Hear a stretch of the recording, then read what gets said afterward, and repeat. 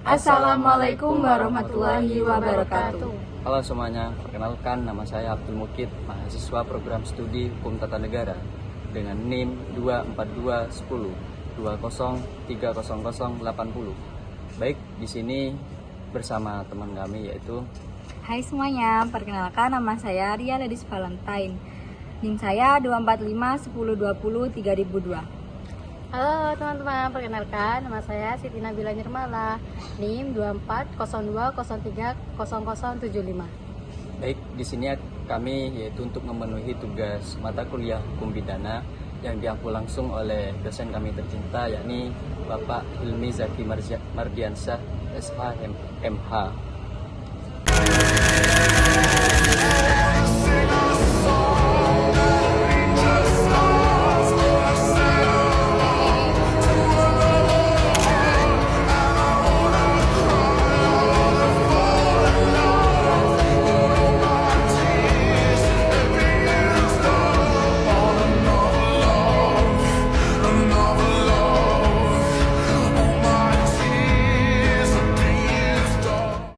Nah, ya, baik teman-teman. Untuk sebelum menganalisis sebuah kasus pidana, tentunya kita harus tahu apa sih itu hukum pidana. Nah, di sini saya mengambil sebuah definisi ilmiah dari salah satu seorang tokoh yang memang ahli dalam pidana yaitu Mulyatno. Nah, Mulyatno menyatakan bahwasanya hukum pidana adalah sebuah perbuatan yang tidak boleh dilakukan dan yang dilarang dengan disertai ancaman ataupun delik ataupun sanksi berupa pidana bagi siapa yang melakukan.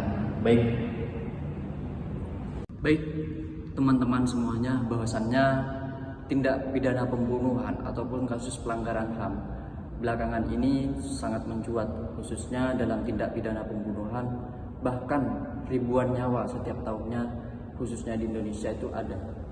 Nah, baik, salah satu analisis kasus pembunuhan yang kita bakal kontenkan yaitu dalam putusan nomor 871/B/2024/Pengadilan Negeri Serang.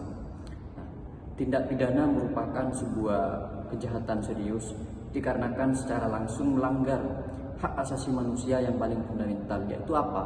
Hak untuk hidup. Nah, dalam sistem hukum pidana Indonesia, pembunuhan tidak hanya dipahami sebagai pelanggaran norma hukum, akan tetapi juga sebagai cerminan problem sosial, psikologis, dan relasi kuasa yang ada di dalam masyarakat. Nah, salah satu perkara yang relevan untuk dianalisis tentunya adalah perkara yang saya sebutkan tadi atas nama terdakwa Nuryadi bin Talim almarhum. Kasus ini menarik perhatian karena terjadi dalam konteks hubungan rumah tangga berbasis perkawinan siri yang memang secara hukum ataupun secara hukum positif itu tidak memberikan perlindungan hukum yang kuat terhadap pernikahan siri, khususnya bagi pihak perempuan. Nah, oleh karena itu, analisis perkara ini penting bagi masyarakat semuanya untuk melihat bagaimana pertanggungjawaban pidana diterapkan dalam kasus pembunuhan dengan latar belakang konflik domestik seperti itu. Nah, baik, kronologi singkat perkara tentunya berbicara tentang kronologi berdasarkan dakwaan jaksa penuntut umum. Peristiwa pidana itu bermula ketika dari pertengkaran antara terdakwa dengan korban yaitu Desti Maria Rahmawati yang merupakan istri siri terdakwa. Pertengkaran tersebut dipicu oleh pengakuan korban yaitu mengenai hubungan pribadinya dengan pria lain seperti itu. Nah, dalam kondisi emosi yang tidak terkendali oleh seorang terdakwa melakukan kekerasan fisik yang sifatnya itu membekap wajah korban menggunakan bantal dan mencekik leher korban sehingga korban itu meninggal dunia. Nah, perbuatan tersebut dilakukan secara sadar dan berlangsung hingga korban tidak lagi bernafas. Nah, ini miris. Ini yang kemudian dibuktikan dalam proses pembuktian di persidangan seperti itu. Cukup.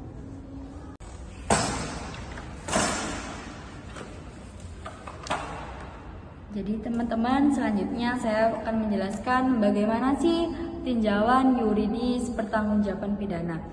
Dalam hukum pidana, pertanggungjawaban pidana masyarakat harus terpenuhinya unsur tersebut atau perbuatan pidana yang juga bisa disebut dengan actus reus, dan unsur kesalahan yang bisa juga disebut dengan mens rea, serta tidak ada alasan untuk pembenaran maupun pemaafannya. Terus yang pertama, kemampuan mempertanggungjawabkan.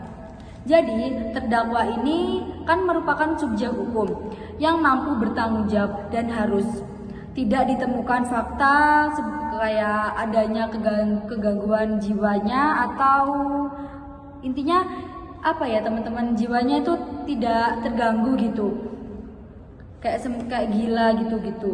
Selanjutnya ini sudah ada di pasal KUHP nomor 44. Dengan demikian, syarat subjektif pertanggungjawaban pidana telah terpenuhi. Yang kedua, unsur kesalahan atau mens rea.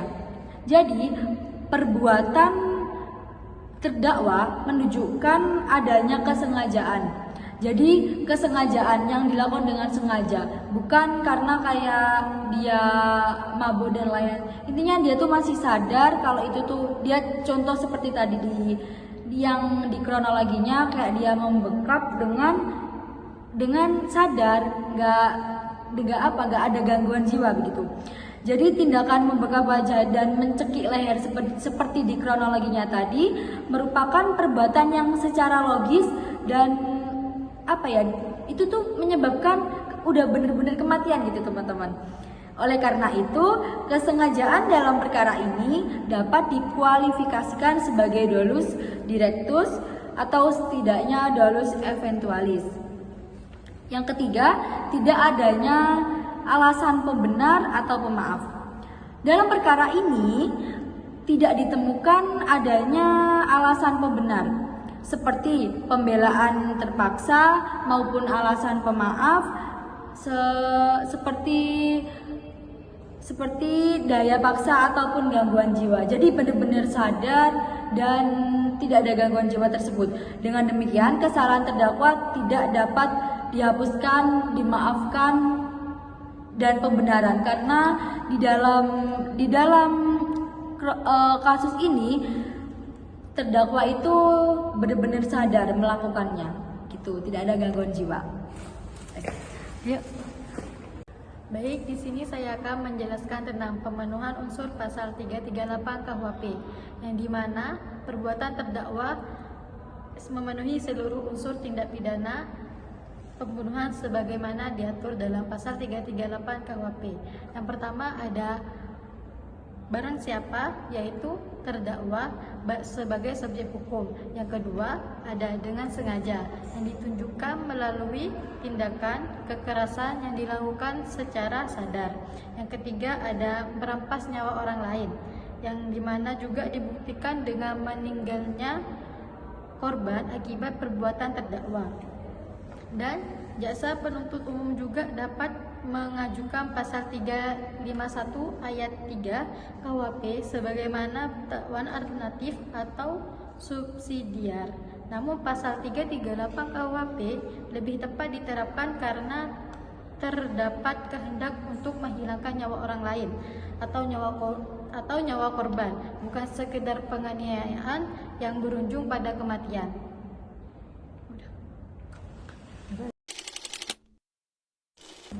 Nah, ya menarik. Bagaimana sih analisis teoritis menurut salah satu ahli hukum pidana? Nah, di sini menurut Mulyatno ya. Mulyatno membedakan antara perbuatan pidana dengan pertanggungjawaban pidana ya. Tentunya menurutnya seseorang hanya dapat pidana itu ada 3 unsur ataupun ada 3 syarat. Yang pertama yaitu mampu bertanggung jawab. Nah, itu fungsinya tadi ketika kita korelasikan dengan terdakwa itu tidak cacat secara psikologis, itu juga berfungsi terhadap kemampuan dia dalam bertanggung jawab. Nah, dan yang kedua adalah terdapat kesalahan berupa kesengajaan atau kealpaan. Ada unsur kesengajaan seperti yang kita kenal dalam mata kuliah hukum pidana, ada unsur kealpaan. Nah, dua ini juga mencakup dalam 3 syarat yang sebagaimana disebutkan oleh Mulyatno. Dan yang ketiga, tidak adanya alasan pembenar maupun pemaaf. Nah, dalam perkara yang ada di dalam kasus pembunuhan Nuryadi tadi, ini ketiga syarat tersebut telah terpenuhi secara kumulatif tentunya. Oleh karena itu, pemidanaan terhadap terdakwa itu sah secara hukum dan beralasan secara hukum.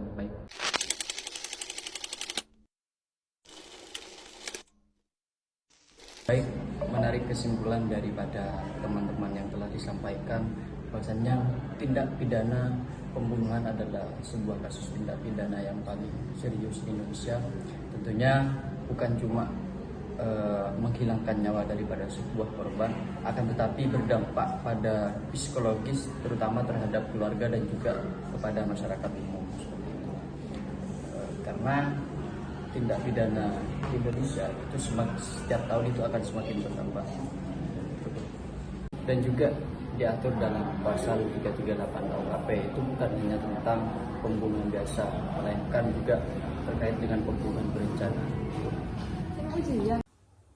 Baik, di sini saya akan menjelaskan tentang unsur hukum, yang dimana unsur hukum secara pembunuhan itu ialah bisa melibatkan dengan kesengajaan atau dengan kenyataan, yang dimana juga bisa menyebabkan kematian. Dan dalam persidangan, hakim menilai bukti itu seperti keterangan saksi, rekaman, dan bukti forensik. Dan untuk menentukan apabila terdakwa itu memang bersalah, maka faktor seperti pembelaannya, yaitu terdiri atau dari keadaan darurat, bisa mempengaruhi putusan hukum. Di sini saya akan menjelaskan tentang pemenuhan pasal 338 KUHP, yang dimana perbuatan terdakwa memenuhi seluruh tindakan pidana yang pembunuhan sebagaimana diatur dalam pasal 338 KUHP. Yang pertama yaitu ada barang siapa, yang dimana yaitu terdakwa sebagai subjek hukumnya, dan yang kedua ada sengaja ditunjukkan melalui tindakan kekerasan atau dilakukan secara sadar. Dan yang ketiga, ada merampas nyawa orang lain yang dibuktikan dengan meninggalnya si korban akibat pembuatan terdakwa.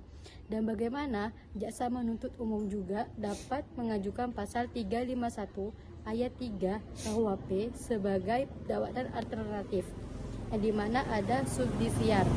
Yang di sana namun pasal 338 KUHP lebih tepat diterapkan karena terdapatnya kehendak untuk menghilangkan nyawa orang lain, dan sedangkan nyawa korban bukan sekedar penganiayaan yang berujung untuk kematian. Selanjutnya ada dampak pencegahan. Jadi pembunuhan itu bukan cuma masalah hukum, tapi juga masalah sosial karena mencerminkan kondisi moral dan psikologis masyarakat. Edukasi hukum sangat membantu kita memahami resiko tindakan kekerasan, membuat masyarakat lebih waspada, dan mendorong penyelesaian masalah secara damai. Ini juga membantu budaya hukum yang lebih kuat. Jadi kesimpulannya yang kita dapat ambil dengan memahami hukum pidana tentang pembunuhan ini, kita bisa belajar bahwa setiap tindakan kekerasan punya konsekuensi nyata. Edukasi seperti ini sangat penting untuk menumbuhkan kesadaran hukum, mencegah kejahatan, dan menciptakan masyarakat yang lebih aman. Sekian, terima kasih untuk yang sudah mendengarkan dan menyimak sampai akhir. Semoga dengan adanya video ini kita bisa lebih sadar mengenai tentang pembunuhan. Sekian dari kelompok kita. Assalamualaikum warahmatullahi wabarakatuh.